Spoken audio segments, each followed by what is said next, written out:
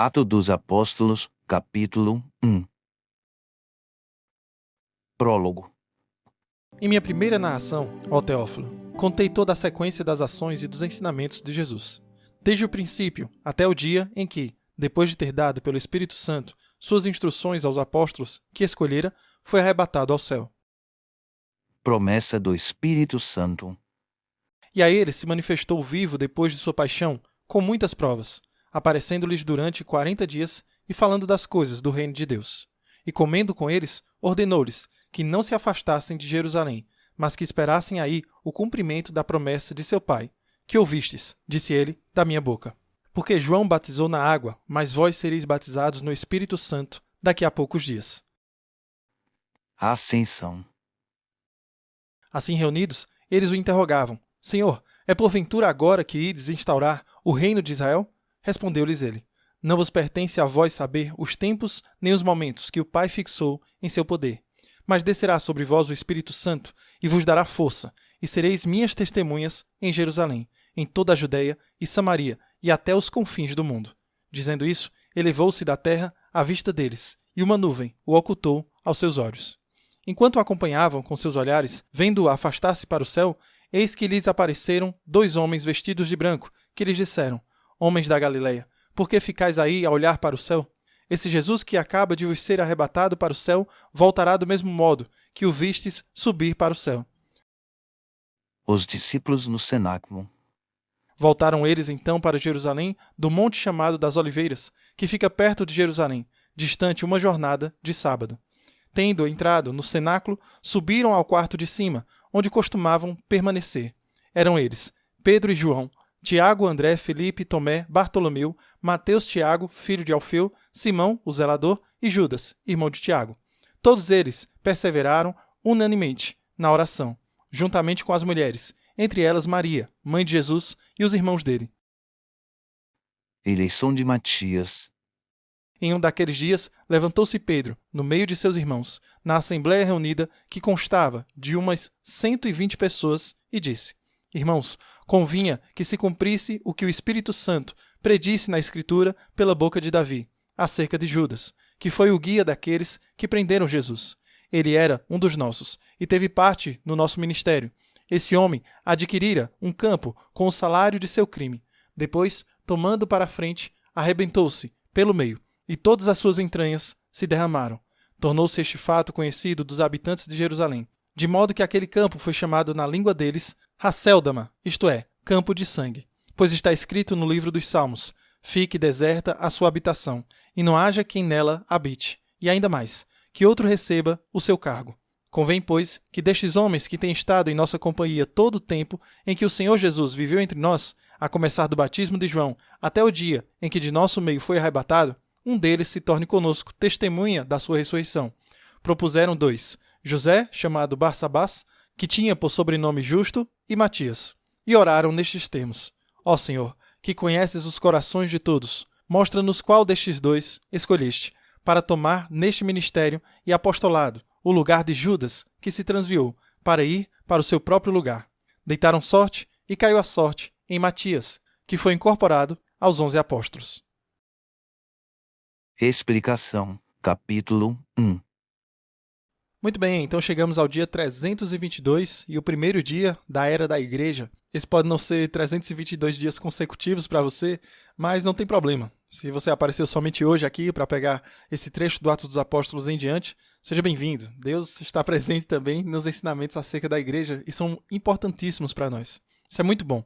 Então aqui estamos em Atos dos Apóstolos. Esta é a Era da Igreja. Como observamos antes, os Atos dos Apóstolos foram escritos pelo próprio Lucas. Jeff Cavins, que é um dos responsáveis por esse projeto da Bíblia Católica em um ano, apontou que Lucas e Atos eram um livro em determinado momento. Agora eles estão separados porque faz mais sentido deixar assim a biografia do Cristo e, posteriormente, a continuidade da Igreja. Eles ainda estão aqui. E o que é que nós temos? Temos a ascensão de Jesus. No Evangelho de Lucas, ele fala um pouco sobre a ascensão. Em Atos dos Apóstolos, Lucas fala novamente sobre essa ascensão, mas dá alguns detalhes diferentes. É fenomenal. Jesus os conduz para fora da cidade de Jerusalém. Depois da ressurreição, eles estiveram com ele por 40 dias. Eles sabem quem ele é. Eles sabem que ele é o Messias, o rei que veio para estabelecer o reino de Deus. Então eles perguntam: Senhor, irás restaurar neste momento o reino de Israel? É por isso que eles têm orado. Ele é o prometido, o rei esperado, o Messias. Então, nós já sabemos toda a história. Sabemos que Deus prometeu que estabeleceria um reino nesta terra, este reino nunca teria fim, e através deste reino ele abençoaria o mundo inteiro. Então os apóstolos, sabendo que Jesus é quem ele diz ser, fazem a grande pergunta: quando você vai fazer isso? Vai restaurar neste momento o reino de Israel? Jesus responde de forma muito enigmática: não vos compete saber os tempos ou as épocas que o Pai fixou pela sua própria autoridade. Mas a próxima coisa que ele diz, lá em Atos capítulo 1, versículo 8, mas recebereis poder ao descer sobre vós o Espírito Santo, e sereis minhas testemunhas tanto em Jerusalém como em toda a Judeia e Samaria, e até os confins da terra. Então, basicamente, eles perguntaram: Jesus, você vai restaurar o reino de Israel? E Jesus responde: o Espírito Santo virá sobre nós com esse poder. A palavra poder, em Atos 1:8, é a palavra grega dínamos, e de onde vem a palavra dinamite. Este é o poder do Espírito Santo, o tipo de energia que pode abrir buracos nas montanhas rochosas e abrir estradas através das montanhas. Este é o tipo de poder dinamite que Jesus promete. Isso pode ser amanhã, e nós veremos. Claro que vamos. Mas Jesus está prometendo o poder dinamite do Espírito Santo.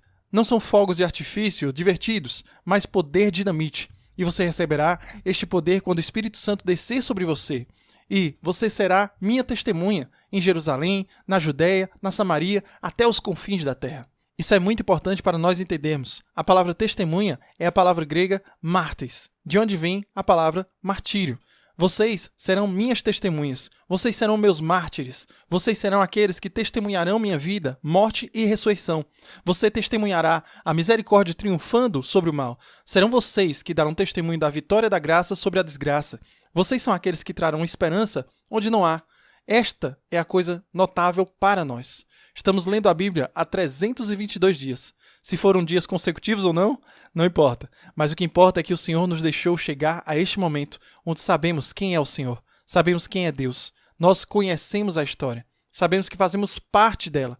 E a introdução que fazemos todos os dias, apontamos como a história da salvação se desenrola e como nos encaixamos nessa história hoje. Dizemos isso todos os dias. Quando fazemos isso, a verdade é que é aqui que nos encaixamos.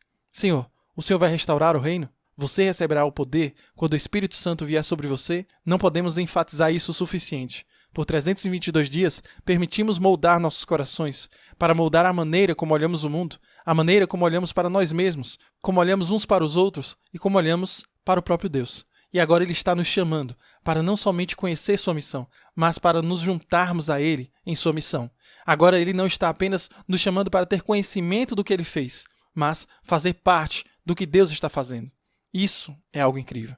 Este é um convite que é como Jesus caminhando ao longo da costa do mar da Galileia, vendo Simão e André e dizendo: venha e siga-me. Vendo os dizeres de Tiago e João: venha e siga-me. Aproximando-se de Mateus, o cobrador de impostos, dizendo: venha e siga-me. Jesus hoje está dizendo: você conhece minha história, você sabe quem eu sou, você sabe que pode confiar em mim. Agora venha e me siga. Isso é muito importante. É massivamente necessário para cada um de nós. Agora, quando se trata da carta de São Paulo aos Romanos, é a obra-prima de São Paulo. Ele não estava em Roma, ele não encontrou essa comunidade. Ele quer ir vê-los e ajudá-los e ajudar a sustentá-los. Ele também quer que eles o apoiem e o encorajem. Ele até diz isso em Romanos 1:12. Ele também diz em Romanos 1:16, porque não me envergonho do Evangelho. É o poder de Deus para a salvação de todo aquele que tem fé, primeiro do judeu e também do grego. Para isso a justiça de Deus é revelada através de fé por fé, como está escrito: aquele que pela fé for justo, viverá. Esta é uma das questões que está acontecendo em Roma. Existe uma comunidade cristã composta por cristãos judeus e cristãos gentios. O que aconteceu foi logo antes disso. Antes disso, houve uma espécie de divisão naquela comunidade devido a uma série de circunstâncias. Então eles não se veem como deveriam se ver. Eles não estão vendo o papel do Antigo Testamento e o cumprimento das promessas de Deus no Antigo Testamento como deveriam agora. Então, essas são algumas das coisas que Paulo abordará ao desvendar o cerne do Evangelho ao longo desta carta aos Romanos. Ele fala no capítulo 1, aqui estão pessoas que não sabem quem é Deus, mas deveria. Os gentios. Existem gentios, também conhecidos como romanos, que não tinham a lei e que não foram criados como judeus. Mas isso é desculpa para eles, porque eles podem olhar ao redor do mundo e ver que Deus existe. Eles podem ver a beleza da criação e perceber que houve um Criador. No entanto, eles estão trocando o próprio Deus por uma imagem. Estão trocando o Criador por uma criatura. Essa troca os leva a cometer, como Paulo descreve, pecados muito graves. Romanos 1,26, Paulo descreve pecados sexuais, mas não se limita a isso. Romanos 1,29, Paulo diz que todos os homens são de maldade, avareza. Ele até diz que a desobediência aos pais faz parte de tudo isso, porque uma das coisas que sabemos ser verdade é que, se nos afastarmos de Deus, nosso intelecto ficará ainda mais obscurecido. Quando nos afastamos de Deus, o coração humano quase não conhece limites quando se trata do mal que podemos inventar e do mal que podemos escolher. E então aqui está Paulo, que começa falando sobre como os gentios, que não foram criados como judeus, precisam do Senhor. Eles precisam do Evangelho e, na verdade, eles precisam ter a obediência da fé, porque eles não têm desculpa. Eles deveriam ter consciência do que não deve ser feito. No capítulo 2, Paulo falará sobre como os judeus também já deveriam estar cientes. Mas que presente é o dia de hoje. Que Deus nos conduza por esse início dos primeiros passos ali da igreja e que nos faça arder verdadeiramente um amor por nossa igreja, um amor por nosso Senhor Jesus Cristo, hoje e sempre. Que Deus abençoe você e reze por mim.